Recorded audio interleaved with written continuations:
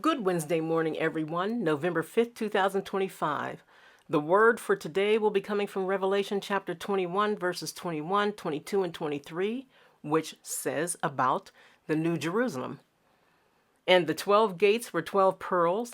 Every several gate was of one pearl, and the street of the city was pure gold, as it were transparent glass. And I saw no temple therein, for the Lord God Almighty and the Lamb are the temple of it.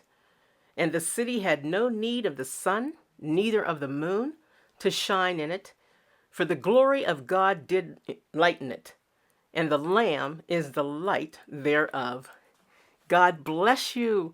I hope, children of God, that we get to see each other in the New Jerusalem. Pray for the peace of Jerusalem. God bless you, and enjoy the day God gave you. Essie.